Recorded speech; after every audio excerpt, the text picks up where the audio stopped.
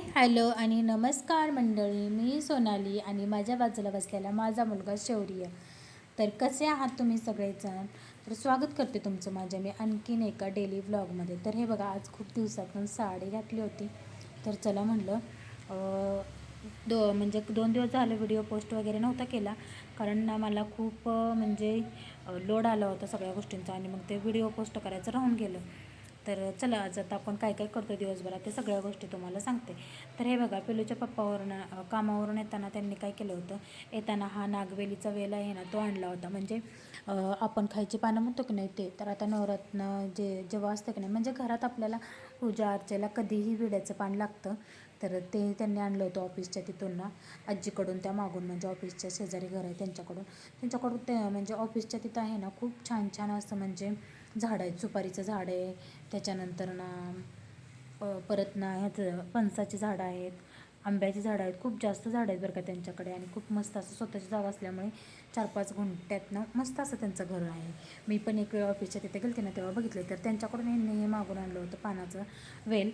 तर ते म्हणत होते लावून ये, पण मी म्हटलं उद्या सकाळ आणीन. त्याच्यानंतर मला संध्याकाळच्या भाज्या निवडायच्या होत्या, कारण पिलूला व्हेजिटेबल द्यायचे होते, म्हणजे पालेभाज्या द्यायचे होते थोड्याफार डब्याला. मग मी निवडायला बसले. आता हे म्हणजे डेलीचं आणि प्रत्येक गृहिणीचं रोजचंच काम असतं नाही का. आता तुम्हाला पण ह्या सगळ्या गोष्टी आहे ना, करावं लागतच असतात. आणि म्हणजे डब्याची तयारी झाली ना, तर मी सांगू का, एक गृहिणी आहे का नाही, एकदम असा एकदम मोकळा श्वास सोडते असं मला तर वाटतं. कारण भाजीची तयारी सगळ्यात मेन असते, आणि भाजी काय करू याचं ठरत नाही, किती वेळ ठरवायचा प्रयत्न केला तर. आणि त्यामुळं ना सगळ्या गोष्टी कॅन्सल होत जातात किंवा लेट होत जातात. त्याच्यामुळं आधी भाजीचं तयारी करायची आणि त्याच्यानंतर बाकी सगळे. तर आता बघा, भाजीमध्ये मी थोडीशी शापूची एक भाजीची पेंडी आणली होती, आणि पालकचे म्हणले छोटूला छान अशा पुऱ्या बनवून देऊया, म्हणजे टिफिनला पण छान वाटतात आणि खातात पण मुलं. अशी भाजी पालकाची खाल्ली जात नाही.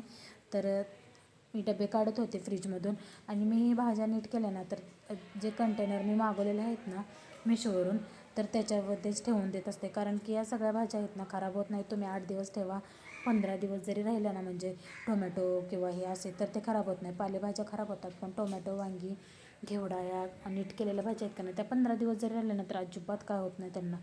तर असं कायचं आमचं म्हणजे संध्याकाळचा रूट असतो, थोडी भाजी आणायची. आता मी शक्यतो आधी कशी करायची, शनिवारी पूर्ण सगळ्या आठवड्याभराला पुरवली एवढी भाजी आणायची. म्हणजे 5-6 सुक्या भाज्यांच्या, घेवडा म्हणा, वटाणा म्हणा, अशा सुक्या भाज्यांना पण बरंच काय आणायचे. आणि पातळ भाज्या तर काय, डाळी वगैरे, मटकी अशांच्या होऊन जातात. तर आता मी तसं नाही करत, जसं लागेल का नाही तसं मी आणत असते. थोड्याशा भाज्या, म्हणजे जेवढी लागेल तेवढीच फ्रेश आणायची, असं करत असते. आणि शक्यतो आता ह्या महिन्यात तर जास्त करून डाळी, वरण असंच आमचं चाललं आहे. त्यामुळे भाज्यांचा जास्त माझा काय संपर्कच नाही आला. आणि आता इथून पुढं आणायच्या म्हणजे गुरुवारी किंवा शुक्रवारी गावाला जायचं, म्हणजे आणखीन 3-4 दिवसांनी, आणि मग त्या खराब होऊन जातात. ते संपवायचं परत टेन्शन येतं. त्यामुळे मी थोड्याशाच आणल्या होत्या भाज्या. घेवड्याची भाजी आणली होती थोडीची, म्हणजे घेवडा आणला होता थोडा, शापूची भाजी आणली होती, आणि असं काय होतं. आता त्या सगळ्या भरून ठेवल्या. आता सकाळी आहे ना, हे बघा, हे जे पाहुणे आहेत ना, हे एक आणि कावळे, हे सगळेजण ना रोज आमच्याकडे येत असतात. त्यांना ना माहीत आहे, तिथं बरोबर बसायचं. तिथं बसलं का पिल्लू काही ना काही त्यांना नेऊन देतो खायला, आणि ते बरोबर त्यांचा सकाळची न्याहारी होत असते तिथं. त्यामुळे मला पण काय वाटत नाही, खाल्ल्यावर काय वाटत नाही. पण असं घाण वगैरे केली ना, मग खूप असं राग येतं. काहीच, आणि निघून गेल्यावर काहीच नाही वाटत, पण ते तीच 50 वेळा तिथं येऊन बसायचं, घाण करायचं, ते मला खूप घाण वाटतं. त्याच्यानंतर हे बघा, हा वेल लावायला मी वरती गेले होते. आता ह्या वेलाला आहे ना जास्त पाणी लागत नाही, म्हणजे पानाच्या झाडाचा जो वेल आहे की नाही, त्याला जास्त असं पाणी लागत नाही वाटतं. आणि जास्त काळी जमीनमध्ये पण ते येत नाही. म्हणजे तुमची एकदम कमी दर्जाची जमीन असेल का नाही, त्यामध्ये सुद्धा ते येतं. तर आता खरं तर तुम्हाला सांगू का, गावाला जायचं आहे, पण मला आत्तापासून सगळ्या गोष्टीचं टेन्शन यायला लागले. आता तुम्ही म्हणाल गेला का टेन्शन यायला लागलं, तर ह्या तुम्ही कुंड्या बघताय ना, हे उन्हाळ्यात आम्ही या सगळ्या म्हणजे आंब्याच्या रोपांची तयारी केली होती, आणि खूप छान आल्या. मला तर वाटलं पण नव्हतं एवढी भारी रोपं येतील, किंवा म्हणजे ठरवलं पण नव्हतं की एवढी जास्त रोपं तयार करायची वगैरे. परंतु काय झालं, अचानक मी 4-5 आंब्यांची रोपं लावली होती ना, ते उगवून आली. मग परत मला वाटलं की चला, हे सगळेच उगवून येतात तर आपण लावून घेऊया, म्हणून लावले.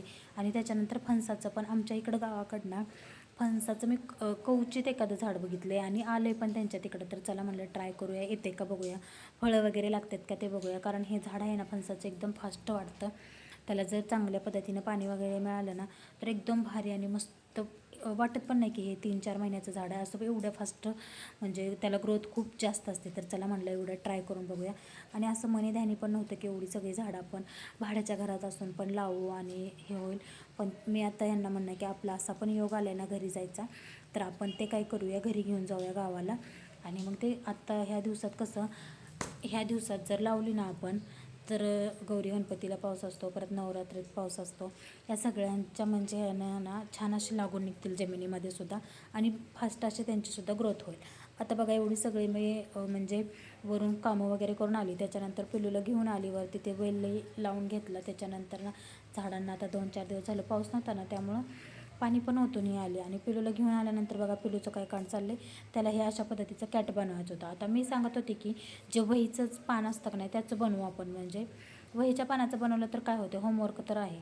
तर नाही, त्याला पाहिजे होता क्राफ्ट पेपर. आता मी बनवून दिलं होतं असं, ते त्याला पसंत पडलं नव्हतं. त्याला सेम टीचरांनी जसं बनवलं आहे ना तसंच बनवायचं होतं. म्हणून दुसऱ्या दिवशी आम्ही ना छान असं ते क्राफ्ट पेपर आणले. एकामध्ये मला वाटतं 20 का काहीतरी आले होते, 10 रुपयाला भेटलं ते क्राफ्ट पेपर चौकोनी. आणि मग त्याच्यानंतर पाणी आलं म्हणून मी कॉक वगैरे बंद करायला गेले होते वरती. तर आता खरं सांगू का तुम्हाला, मी वरती गेली ना, मी तासभर 1.5 तास तिथंच घालवते. मला ना भारी वाटतं आणि करमतं, तिथं ऊन लागतं छान मस्तपैकी. आणि सगळ्यात महत्त्वाची गोष्ट म्हणजे तिथं झाड असल्यामुळं याला कोणतं फुल आले, त्याला कोणतं फुल आलं, या सगळ्या गोष्टी बघत बघत ना कधी टाईम जातो ना ते सुद्धा समजत नाही. म्हणजे तुमचा कुठं टाईम जातो असं एखादा ठिकाण आहे का तुमचं, पण बाबा तिथं तुमचा खूप जास्त प्रमाणात टाईम जातो. माझा तर इथं जास्त प्रमाणात टाईम जातो. मी कितीही वेळ इथं बसू शकते नाही का. ऊन पण असतं आणि स्वच्छता असते. आणि मला ना खाली चिखलात पावसात तुम्ही एक वेळ जा म्हणाल ना तर उठवून ढकलून दिलं तर मी जाणार नाही, पण टेरेसला मात्र मी जाते. आणि माझे दिवसभरातनं 3-4 तर फेरे टेरेसला असतातच, कारण मला खूप जास्त आवडतं टेरेसला जायला. आता 2 दिवसाचं मी ना पूर्ण यामध्ये सगळं घेतले. तर ना आता 2-4 दिवस खूप छान असं ऊन होतं, मस्त असं वातावरण होतं. पण अचानक बघा आज सकाळपासून पाऊस चालू झालेला आहे आणि पावसामुळं ना पूर्ण वातावरण खराब झालं आहे. मला तर अजिबात बाहेर निघू वाटत नाही पाऊस पडला का.